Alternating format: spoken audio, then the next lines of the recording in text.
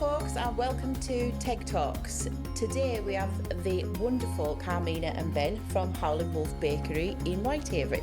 So, we're very privileged to have you here today because I feel you guys are riding the success train at the moment very, very quickly, because it wasn't that long ago that you actually opened your first premises, was it? No, barely 2 months. 2 months, and it's going from strength to strength. But I'm going to rewind a little bit for people who are watching and listening. I'm going to ask Carmina and Ben about their story, and I'm going to ask Ben first because apparently he's the quiet one.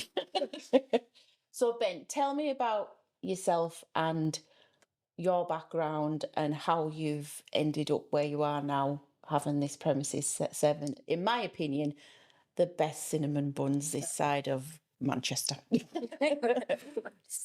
Well, to be honest, so first time I started working as a chef, it was about 10 years ago. Mm-hmm. So I just graduated, and then I didn't want to go to school because I don't like school that much. So I just took like a shortcut kind of, and then I went for like a chef course. So I passed it, and then I started working. Everything was fine. So then we moved to England and started working in the kitchen as well, Yeah. and so on.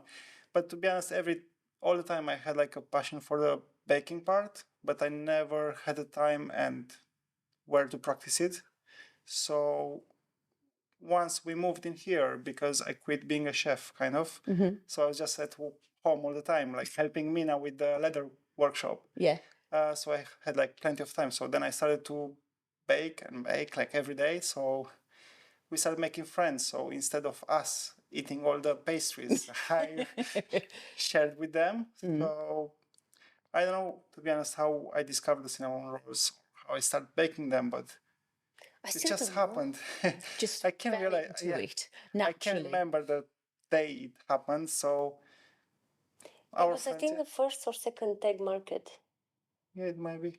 Yeah, because of course we'll probably jump around a wee bit because you've been part of the TEG family for over 12 months now, haven't you? Probably, yeah. Yeah. So tell us about that. How have TEG supported you? How did you get involved? What have you worked on with them, and etc.?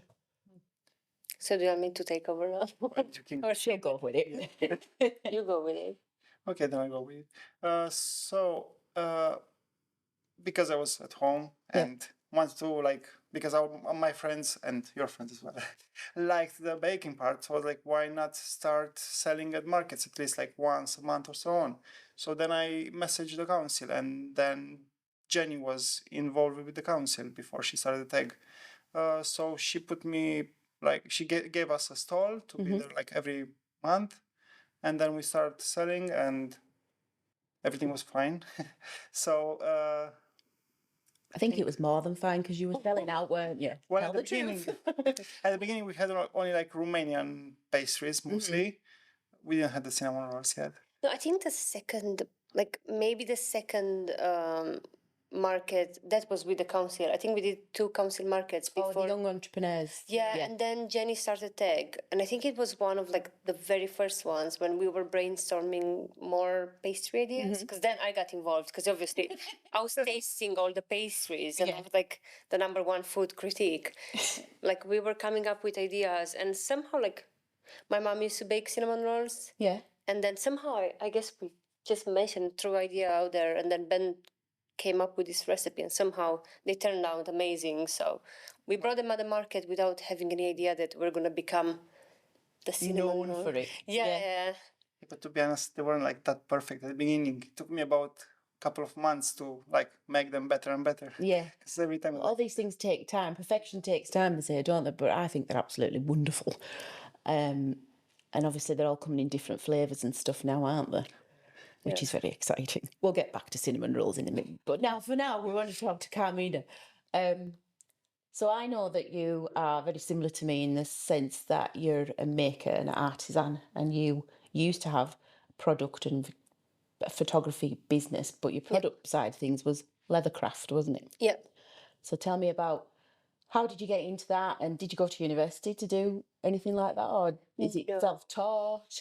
So I was in university for English and creative writing, and in my second year, I was so bored with it. I didn't find university challenging at all. So I was doing custom jewelry and selling on Etsy, and then I thought that's boring as well because I've got ADHD, so I jump from one hobby to another one. Nothing sticks for more than like a couple of months. And then I wanted to do silversmithing, but I couldn't afford the classes.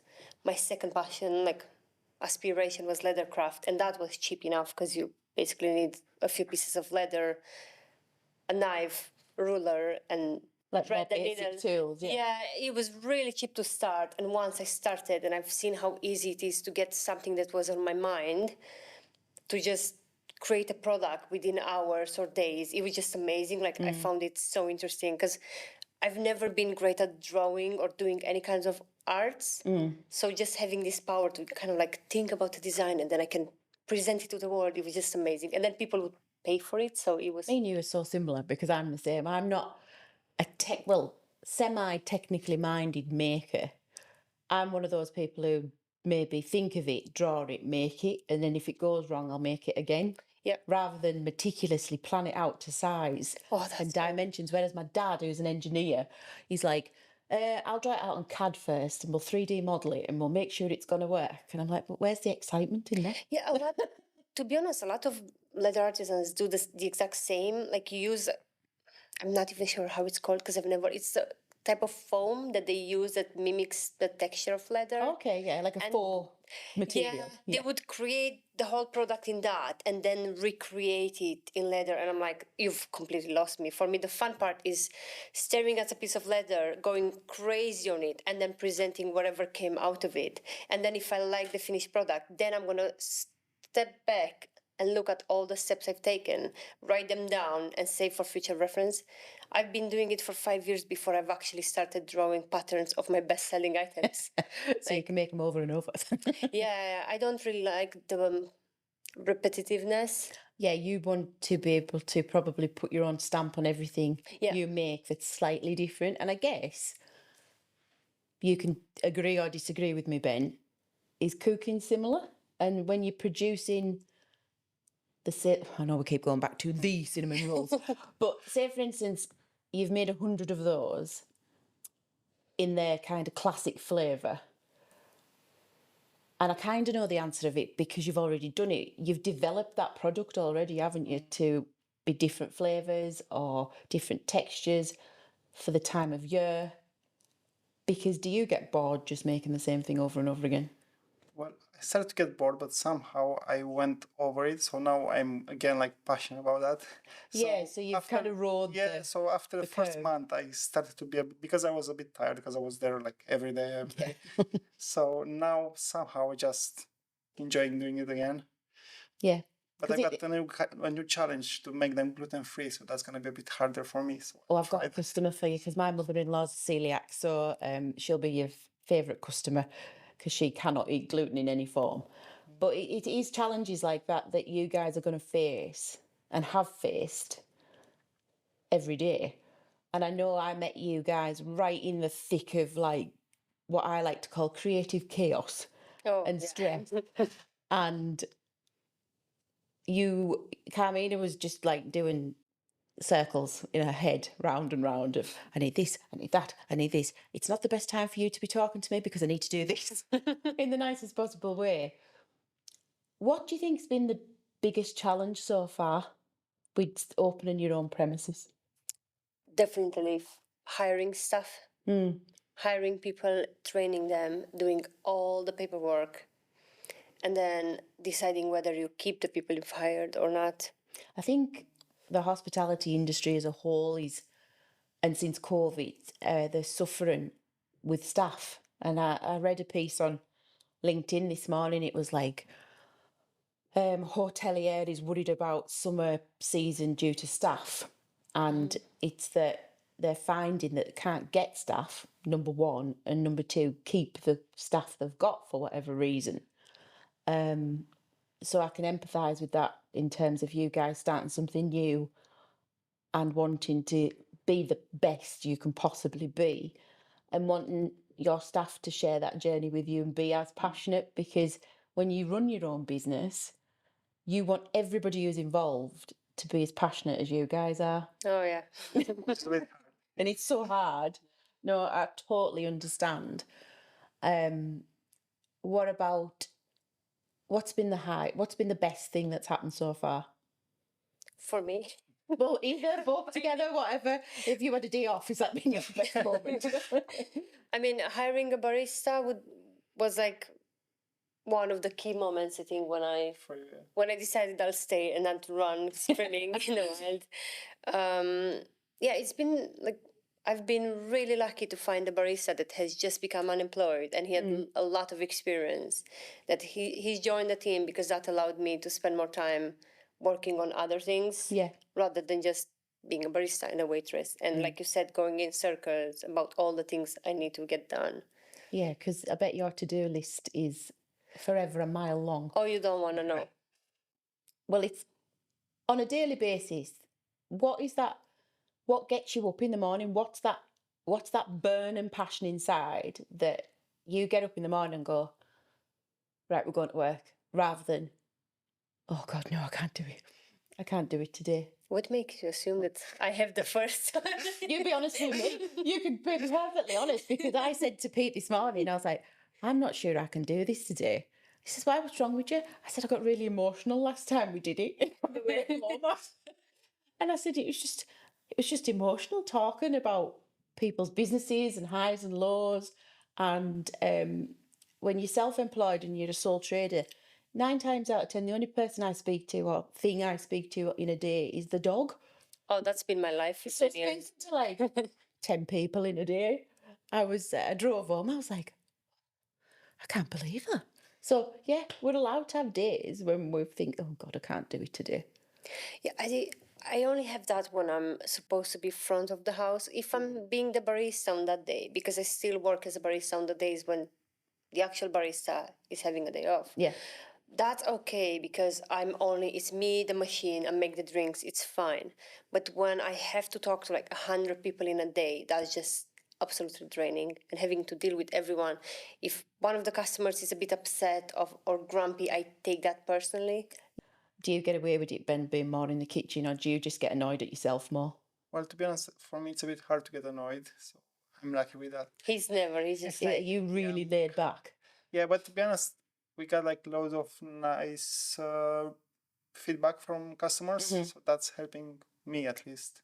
Yeah, because, are you maybe, I don't know, if I don't want to be too presumptuous, are you a bit more like, if you had 10 good reviews and one not so good, would you focus on the not so good one? oh, I would be crying for a week. Yeah, exactly. Nothing matters. The moment I get a bad review, it's like the good ones don't even exist. Yeah. Like, And it's because you're so invested in this, it's like you're nurturing this baby or plant and it's growing. And you're like, we've put blood, sweat, tears and more into this. And you're like, why are you criticising? What are you trying to criticise? And I get on the defensive all the time, and you're like, oh, just wait a minute. Put your neutral cap on and try and be a bit more to be fair, we didn't have any negative feedback. Like, I guess we had like one, which was about us not being a Romanian restaurant. And then I thought, we've never advertised us opening a restaurant with Romanian dishes. No. We've always said from the very beginning we're going to be a coffee shop / bakery. So that's just been a bit of a confusion.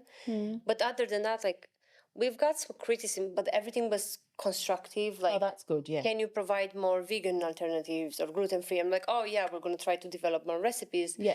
It's good to know, when it's things like that, that like, oh, there's a need for this or that. That's great. We never had like, I don't think we've actually had like any rude customers or anyone to actually that's good. make me cry. No, good. No tears before bedtime. Yeah, I don't think I would cope, to be honest, if I would have, is the rush of the job and having to deal with like 100 people in a day, for me, that's just... No, it's hard going, and to do it every day. Because you guys, are you actually getting a day off at the moment? I've started to, since I heard the amazing barista. He's about to when we... Yeah, so hopefully in about a week or so I'll have my day off as well. Great. So have you got Because there's your brother who's involved as well, Yeah. who's not here today. So we'll just imagine he's in, I don't know, in person somewhere Yeah. in a picture. If Tristan. you could insert one now, that would be great. Like, so what does he do? And the other question is, so yeah, one, what does he do? And two, what made you want to stick together as a team? Because obviously Ben's your other half, and then you've got your brother. So is there any interesting like conflicts, or do you all just get on, or how does it work? It's your brother. You go ahead. I'm allowed to say it. No, we had a massive argument, falling out thing. I think about 2 weeks before opening, we actually had someone coming in doing a workshop on conflict resolution, and I was like, and that was also arranged by TEG. Brilliant. Oh yeah, It was just like Jenny, one of Jenny's many contacts. it was a happy coincidence, and I was telling his name is Rob. I was telling Rob, if you wouldn't have walked in today and had this talk with us, I swear I would have just packed my bags and run in the middle of the night and let the two of them just Get on with it. Yeah, it's been challenging. It's fun now. We have a lot of fun together because, well, I'm not gonna say it's like it's my favorite brother. It's like it's the one I get along with the most because we're very much alike. Right. So we have this banter going on and we understand each other very well. But it does get a bit frustrating sometimes because at work, at the end of the day, I'm still his boss, whereas he just sees me as his sister. So it can get a little bit tense sometimes when he realizes that I'm not always going to be, giving you preferential treatment because you're still an employee, So it gets a bit messy. But so far, he's Like all families, yeah. Usually, I would say family businesses can be like a lot of drama. So far, we're all still together. Still going strong. Yeah. Yeah, it's good though, because what did he do then before getting into the cafe kind of hospitality business? He was working in Birmingham. Yeah. I honestly don't know exactly what he was doing. He was He's your favourite brother, but I'm not quite sure if No, the thing was he's changed jobs recently. He only worked for like I think 3 months in it was a warehouse, something with machine parts, technology. I'm not gonna get it's so far out of what my interests. And I knew he didn't quite like the job. It was very challenging. He didn't like his co-workers. Like the whole dynamic was really he was really unhappy. So I mentioned, if you ever feel like just dropping everything and coming to Whitehaven for a couple of months just to kind of figure out what you want to do next in your life. We've bought a house in Whitehaven recently, and like our guest bedroom, it's free for you to just use if you just want to like either take a few months, ground yourself, do a course, or just take some time out. Take some time out, and if you want to go back to Birmingham and find a different job that makes you happier, do that. If you want to stay in Whitehaven, find something here again, whatever. And then he took my advice, obviously, because I'm. So he's moved in shortly before Christmas. At that moment, we weren't planning on opening anything in Whitehaven. And then I accidentally, during a leathercraft workshop, I found out that the space underneath the beacon has been, like, it's going to be up for rental in the near future. It wasn't yet being advertised. And I just found out that there was a coffee shop there before. Yeah. And I found out it's closed down. And then I don't know what came to me because I was like, I've only been there twice. I couldn't remember the space very well. I just knew it was in the harbor, and Ben has been baking so much. I needed him out of the house because I had to change my whole wardrobe since he started the whole pastry business. So obviously we were like dreaming about maybe one day open something, but Something small. much smaller than what we opened. Yeah. So then I made some inquiries, and then we went to see the space. We talked about rent, and somehow like the whole thing it just snowballed, didn't it? Because that's what I never meant for it to happen. Jenny comes in like your fairy godmother, waves her magic wand, and she's like, no, you need to do this, and this will be brilliant, and you're going to do this. And it's like anybody who, that positive reinforcement, you're like, yeah. And it's infectious. And then you're going, yeah, I'm going to do this. I'm going to open this cafe. yes, I'm changing light fittings and I'm painting walls, and all of a sudden I've got a new oven being delivered. Hold on a minute, what happened? Yeah, to be fair, I don't like. All I remember was that so one of the Beacon employees came in for a leather workshop with her sister. I've only invited her sister because I knew her sister, so she came in for a workshop and she asked, "Oh, can I invite my other sister?" Like, yeah, of course. So the two of them came, and then she talked about how she works at the Beacon, and I mentioned like how I've never been in the museum. I've only been in the cafe downstairs, and then she just briefly said, "Oh, the cafe is now closed," and it just like a light bulb went inside my head. That's an opportunity. Yeah, and then I reached out, like I pestered her to give me the contact email for whoever is responsible for renting. I got in touch, presented our business idea, which was non-existent up to that point. She just replied that she wants to hear more about our venture, so I just went on with like, if I ever grow up and open a coffee shop, it would be like this. And I basically wrote that down, and it turns out it's the coffee shop we have now, all the books and the piano and Well, that was going to be my next kind of prompt, was for those who haven't been to Howling Wolf Cafe Bakery in Whitehaven. There's a nice little plug for you. Describe it. How would you describe it? Because I might describe it differently to you, and it's your baby. yeah, I was going to say it's a brain baby. It's one of those things that like it existed in my head. The moment I've stepped into the space and I've taken a look around, I knew exactly what I wanted where. And then I worked really hard to like make it happen, which is why the conflict resolution, because my brother and Ben wouldn't get it at some points. They're like, I already know how the space is gonna look like. Play catch up. Well, the thing is, like, we had to do it from scratch because the place before it was just like blunt. It was just like white walls. That's it. Yeah, it was a bit grim, wasn't it? Because I watched your journey on Instagram and the before, during, and after drip feeding of marketing genius of telling the story of how this is going to develop. And then when it was done and walking in, I was like, I love it, because you chose the colour that's the same colour as my sofa in my living room and my front room. I was like, right, that's it. We've immediately bonded over navy blue. And it's so cosy and quirky, and it feels like it's been there a long time because it's embedded into that space. And you've got a little surprise in there, haven't you? Oh yeah, the piano. There's a piano. And has anybody played it yet? We had people like trying, but we're working on getting a live music license. Oh wow, yeah, that would be brilliant. So when that happens and we have more stuff, we want to have evenings where we have live music, like someone is actually playing for like hours and hours. Because I think it lends itself well, that space, because it's such a, well, it's quite a big space, isn't it, from Ben's little cafe to how many does it seat roughly? 50. Around 50. 50. And if I suppose if you shuffled tables and chairs out the way, you've got standing room and that would be so much more. Yeah, you'd have probably about 100 in there, I reckon. Don't give him any. Open mic night, you heard it here first. So would you say then your move to the UK has been one of the best things you've ever done, or would you change it in any way?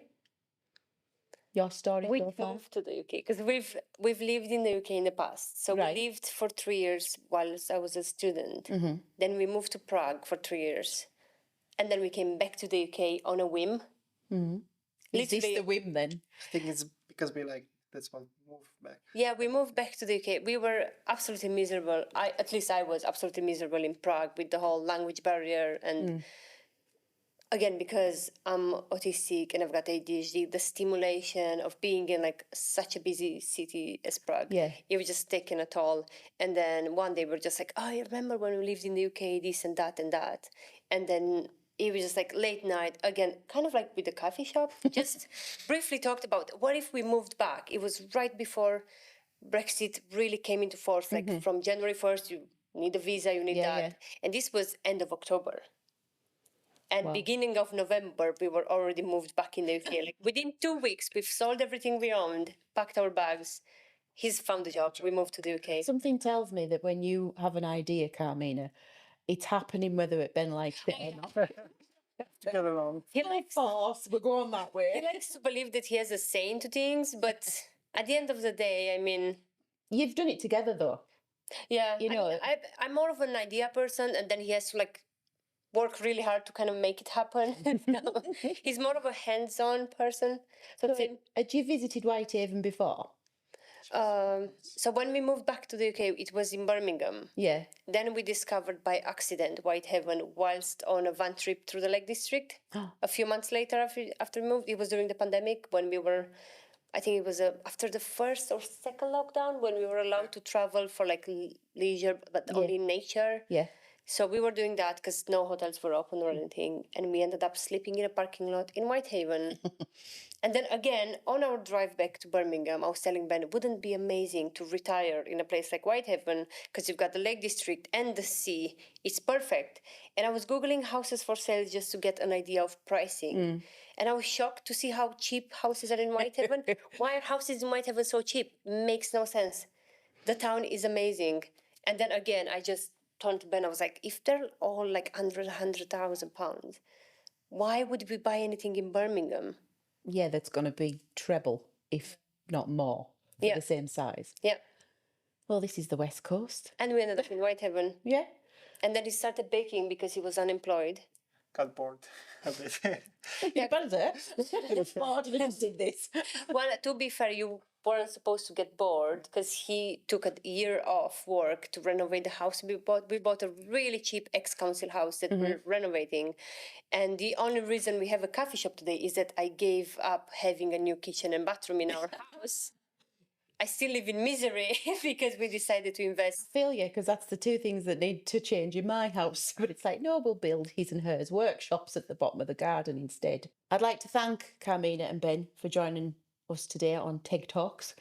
And you've been wonderful. And it's been so interesting to find out a bit more about your journey globally and landing in Whitehaven. So obviously I have mentioned these blinking cinnamon buns so many times. Tell the audience where they can find you. So you can find us in Whitehaven at the Beacon Museum on ground floor every day this summer. Yeah, every day. They're not getting a day off. So it's at the Beacon. It's ground floor level. There's plenty of parking. And if they're interested in following you on social media, what do we look for and where? Instagram and Facebook, Howling Wolf Bakery. Brilliant. So Howling Wolf Bakery on Instagram and Facebook. And the best way to sort it out, folks, is just to go and see them, go meet them, have a bite to eat, get a great cup of coffee, and shop local and shop independent as well. Well, thank you very much, both. You've been wonderful. Thank you. And that's it for today, folks. Thank you so much for joining us again for another episode of TEG Talks. This was Carmina and Ben, and I'm Rachel, and I'll see you next time. Bye. A Liquid Studios production.